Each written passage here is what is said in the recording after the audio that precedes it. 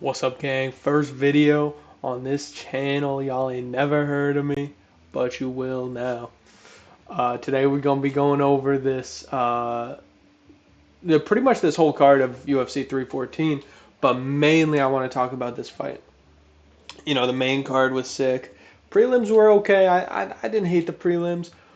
I was enjoying it. Took me a couple drinks to really enjoy them.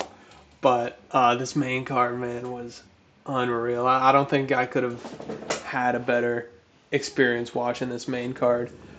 Started off Dominick Reyes knocking out Nikita Krylov.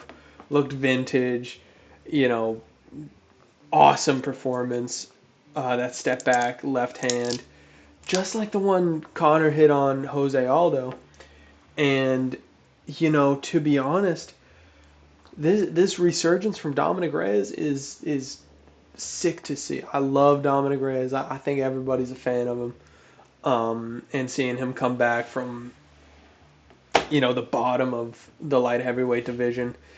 Some people thought Anthony Smith was gonna beat him. Anthony 2-on-1 Smith.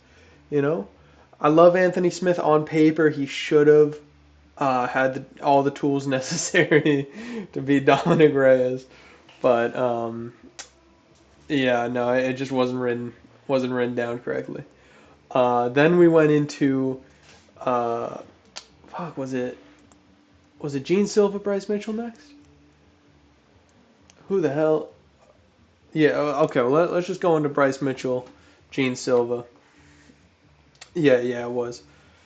Gene Silva looked unreal. Um, Bryce Mitchell. I think a lot of people overhype Bryce Mitchell. To be honest with you, his wrestling has never seemed that crazy to me. Yeah, he's good. He can fucking smudge you and lay on top of you for 5 minutes, and if you let him, But I don't think a fast, athletic killer like Gene Silva would ever let something like that happen. I won't lie, I was buying into a little bit of the hype on Bryce, but near the end, I was like, man, Gene Silva could fucking catch Bryce coming in. Bryce isn't gonna. He's not the type to shoot. This fast, explosive double leg. He ain't gonna fucking WWE spear you.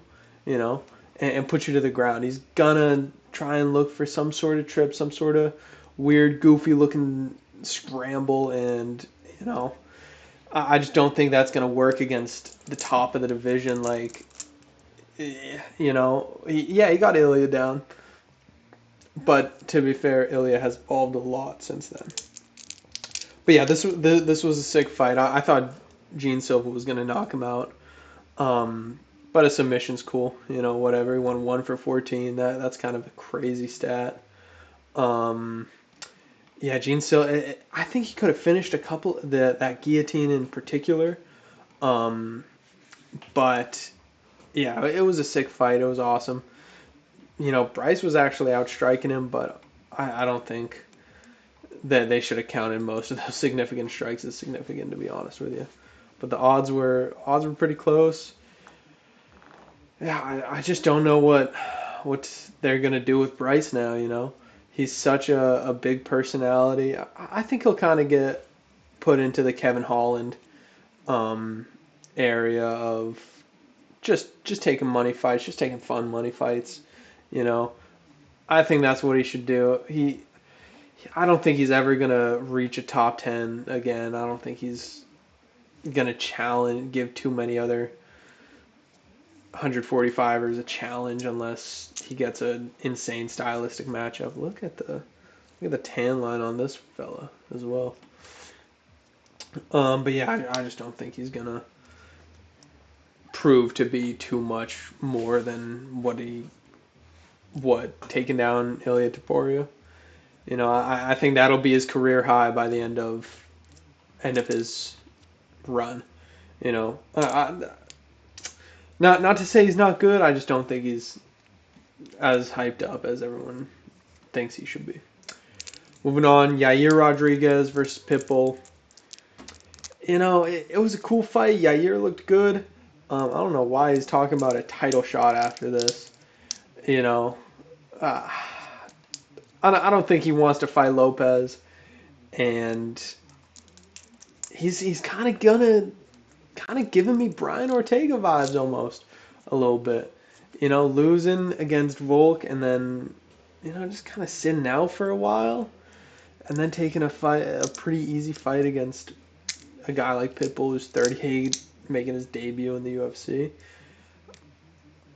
I just don't want to see him hold out for a title, to be honest with you, after a performance like that. He did not show me too much.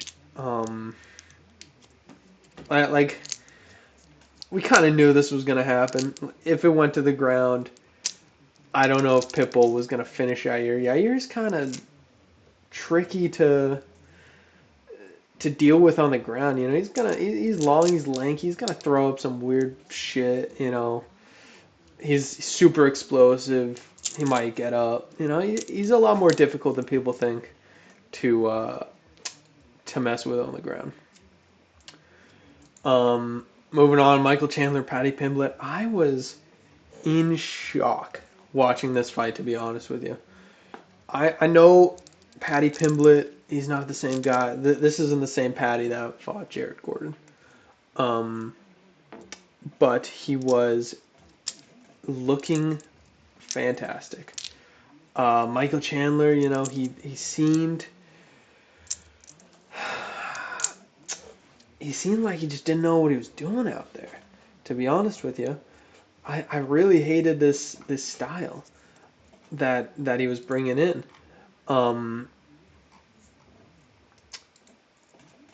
Paddy had a great game plan. Catch him as he's coming in, and stand up strike with him.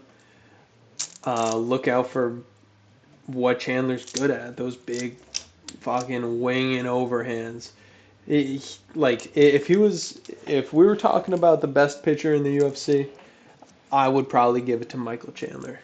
Get that guy throwing a first pitch at a tier 2 baseball game. Get him throwing first pitch at a D3 college.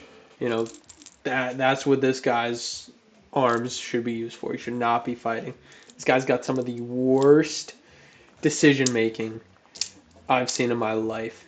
He's the type of guy that would get peer pressured by asking him if he wants a hit. Nobody's saying do anything. Nobody's saying take a hit of this meth pipe, but he's he has that level of decision making. He's a moron through and through. And I think that's how we should fight. Why was he being so patient? He threw 40 some strikes, 39 strikes, something like that. Dude, you need to fucking run out there, round 1, look for a finish. If you don't get a finish, man, you aren't winning this fight against a guy like Paddy. Paddy, credit to him, looked awesome out there. But I think they're kind of overvaluing. I think a lot of people are kind of overvaluing what a win these days on Michael Chandler gets you. Michael Chandler's had tough fights with Justin Gaethje, Charles Oliveira. Just took Charles to 5 rounds. But, Charles, he's on his way out. Dustin, he was on his way out. Justin Gaethje hit him with everything. Michael Chandler was coming back. I don't think he was winning too many minutes of that fight, to be honest with you. And I don't think this win will give Paddy the leverage needed to move his way towards a title shot or, a number 1 contender fight. I'd like to see him win 2, maybe 3 more, depending on who's it against. I could see him facing I don't know. I could see him facing a Justin Gaethje, and then maybe they make that Ilya Paddy fight for an interim championship while Islam moves up. I could see something like that happening. But yeah, Chandler, either fight like an ogre or get out. Paddy, I don't know what they do with you. Moving on, main event. Volk's back. Listen, what y'all got to know about me, I am a Volk glazer. I love this guy. Listen, he's he's a legend. Featherweight GOAT, 100%. I give him a top 3, 4 on the GOAT list, to be honest with you. I think his losses will age very well in the coming years.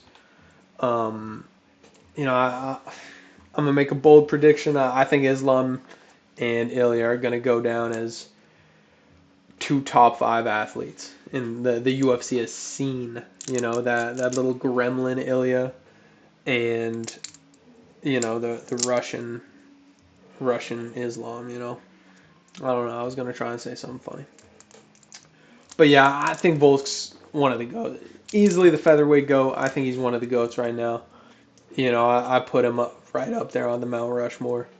And this, just cemented his legacy, becoming a 2-time champ, over 35, and yet, like, he didn't look, you know, like prime Volk, but he's 36 years old. This isn't prime Volk. We're seeing him at the end of his career. LeBron right now, that's not prime LeBron, right? And he's still putting up generational, once in a lifetime stats. I think I was saying it coming into this fight, it's gonna take an fuck, like Alexander Volkanovski to turn back the clock, break the curse, and put up a phenomenal vintage performance against an insane talent like Diego Lopes. To be fair, I think a lot of people were overhyping Diego Lopes coming into this fight. He never really, proved himself that much. I mean, fuck, man, look at this resume. He fought Evloev. It was a close fight. And then he submitted. I don't even fucking know who the hell is this guy. Gavin Tucker. I guess that was his last fight in the UFC. Okay. Yeah. Yeah, he submitted Gavin Tucker. KO'd Paul Sabatini and Sadiq Youssef. Those are good wins. Those are fine wins, but are they all-time featherweight goats? Are those some of the best featherweights we've ever seen? Probably not. Those probably aren't in the top 50 featherweights we've ever seen. And people were hyping him up like, oh, this guy's gonna beat Ilya. This guy has a chance against Ilya. He went 3 rounds on a 2 hours notice Ige. Ige pulled up to the arena. Ige was driving Uber. He pulled up to the arena, dropped somebody off at the arena. They gave him a call, and he stepped up. And Lopes went 3 rounds with him, a hard 3 rounds. I thought he lost the last round. There's an argument he lost that fight. And then he came in against Brian Ortega. He won that fight convincingly. Almost put away Brian. Who the fuck doesn't almost put away Brian Ortega? Okay? I gotta know who... Oh, damn, bro. Not an Abbott. He's built like me right now. Alright, man. Why is he making that face, too? Come on. Yeah, but who the hell doesn't almost finish Brian Ortega? Right? Yair almost finished Ortega. Did finish Brian Ortega, I guess. Volk almost finished Brian Ortega a couple times. Chan Sung Jung didn't almost finish him. Holloway almost finished him. Frankie Edgar almost finished her. All of these guys are almost finishing him, and we're talking about Diego Lopes like he's the next big featherweight thing. Like this guy had a chance against Ilya. No, Ilya's gonna fucking sleep him. And we're talking about his how great Lopez's power in boxing is.